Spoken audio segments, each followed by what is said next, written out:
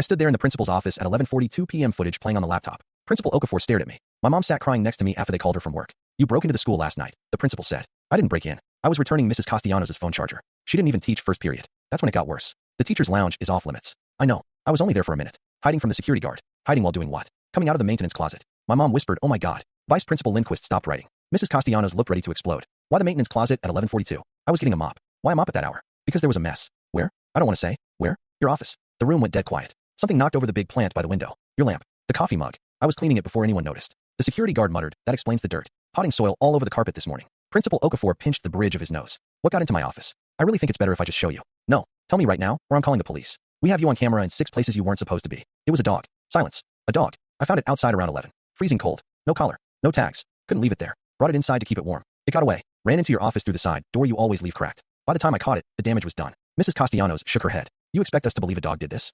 I can prove it. It's in my locker. The whole group marched down the hall. Me. Principal Okafor. My mom. Mrs. Castellanos. Vice Principal. Security guard. Angry parade. I spun the locker combination. Opened it. Small scruffy dog looked up from my hoodie nest. Wagged its tail. Principal Okafor made a weird noise. Pulled out his phone.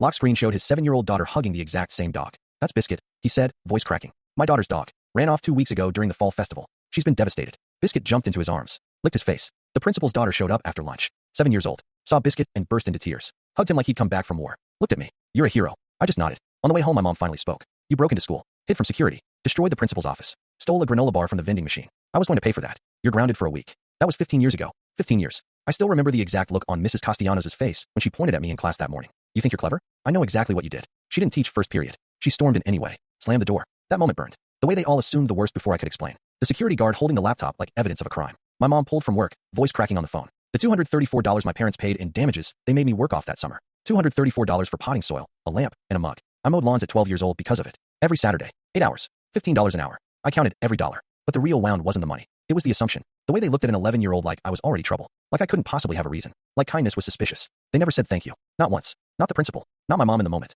Just punishment. Grounded. Lectures about rules. I carried that for years. 15 years of replaying the footage in my head. Wondering why no one believed me until they saw the dog. The specific malice and how quick they were to call my mom. To threaten police. To crowd the office like I was dangerous. That hurt more than the $234. But last month I drove past that same school. 26 now. Pulled over. Sat in the car for 20 minutes. Then I did something for the old me. I donated $500 to the local animal shelter. Anonymous. No note. Just the money. For every lost dog. Every kid who tries to do the right thing and gets treated like a criminal. I don't need their apology. I don't answer old messages from family who still bring up, that night you got in trouble. I took back my truth. I turned the $234 lesson into fuel. Started my own small business last year. Landscaping. 12 clients now. $3,200 last month. I work for myself. No one questions my intentions. No one storms in assuming the worst. I hung up on the past and finally breathed free. I chose my own peace. I reclaim my truth. And that feels better than any hero label ever could.